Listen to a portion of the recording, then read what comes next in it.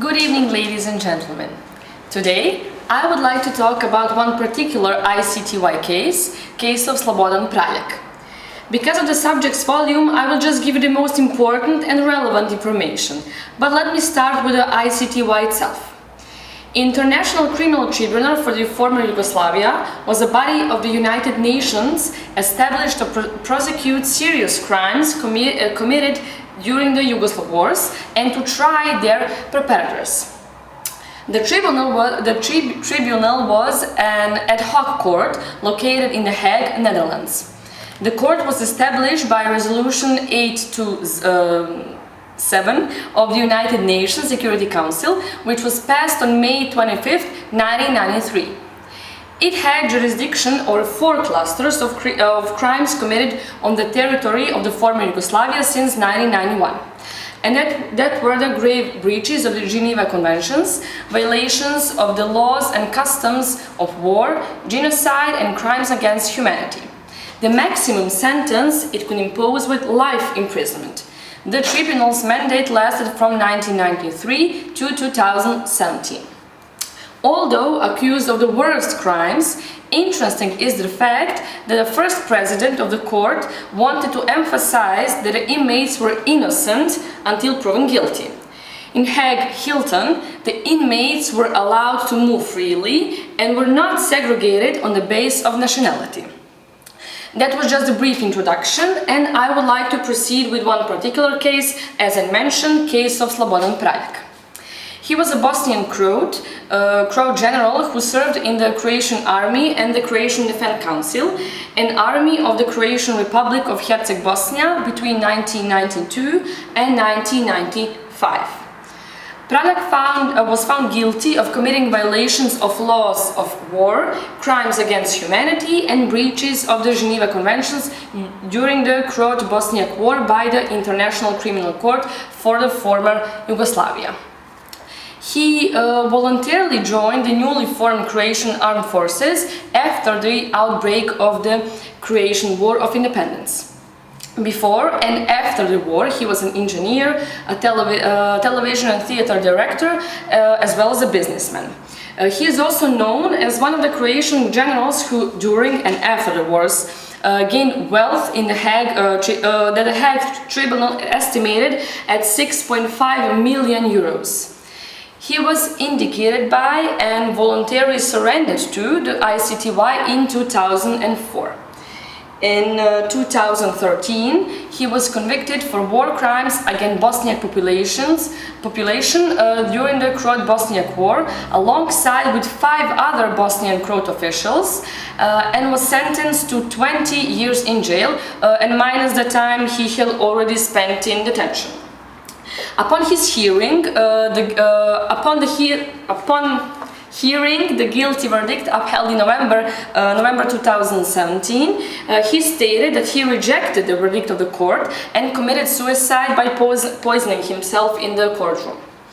As I mentioned before, he drew public attention when he voluntarily joined the newly formed Croatian Armed Forces after the outbreak of the Croatian War of Independence. He formed a unit composed of Zagreb artists and intellectuals. After the Sarajevo Agreement, he was made Major General, and because of that, he received a number of responsibilities in the Ministry of Defense and became one of the 14 members of the Croatian National Defense Council. He was accused of failing to prevent the armed forces from committing many crimes of which he was informed and that he could foresee, including removing and placing in detention the Muslim population of Prozor, murdering in Mostar municipality, the destruction of building in East Mostar, and attacking and wounding of members of international organization. During 1993, he was in charge of Dretelj camp, where Bosniak men were brutalized, starved, and of course some of them were killed. He was accused of ordering the destruction of Mostar's Stari Most, an act which ICTY ruled had caused disproportionate damage to the Muslim civilian population.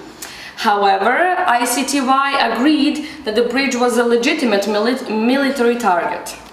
And during the trial, he denied the accusation.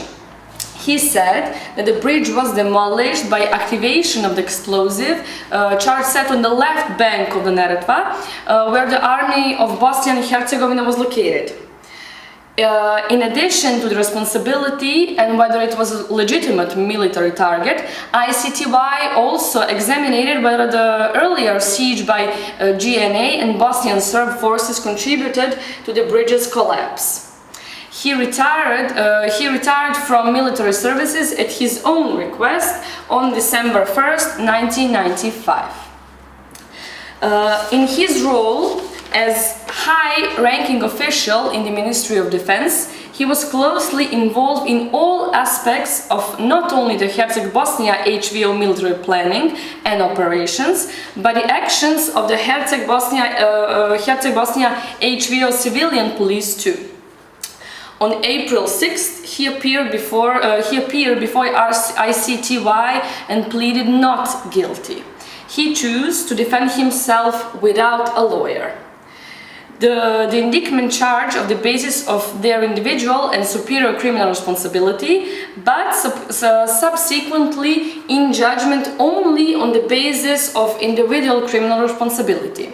He was found guilty on 4 counts of grave breaches of the Geneva Conventions, willful killing, unlawful deportation, transfer of civilian, inhuman treatment, extensive destruction of property and appropriation of property, and so on. Then 6 counts of violations of the laws or customs of war, cruel treatment, unlawful labor, destruction or willful damage done to institution dedicated to religion or education. Then 5 counts of crimes against humanity, racial, religious grounds, murder, deportation, imprisonment, inhuman acts, and so on. His trial began on 26th of April 2006, and on 29th of May 2013, the trial chamber judgment sentenced him to 20 years of imprisonment, and as I said, the sentence took into account the time he already spent in detention. And on 28th of June 2013, he filed an appeal. In November 2017, the ICTY trial was concluded, finding him guilty, and although some parts of his conviction were overturned, the judge did not reduce the initial sentence of 20 years. He was acquitted of some charges related to the destruction of Stari Most, as he had already served more than 2/3 of his sentence in jail, that was around 13 years and several months. He would probably have been released soon. In 2017, during the pronouncement of the appeal judgment against him, he addressed the judges saying, "Judges, Sobodan Praljak is not a war criminal. With disdain, I reject your verdict." He then drank what he said was poison, and ICTY medical staff transported him to a nearby hospital where he died. The Dutch authorities declared the courtroom a crime scene and launched an investigation. His body was cremated in Zagreb in a private ceremony. A preliminary autopsy determined that Praljak has poisoned himself with cyanide, which caused his heart to fail, and how the poison was obtained and brought into the courtroom is to be the subject of an official investigation. His lawyer, Nika Pinter, suggested that he may have committed suicide because he could not accept being convicted as a war criminal and that the act had been long planned. And interesting is that the cyanide that Praljak took was not listed as a prohibited substance under Dutch law. Thank you very much for your attention.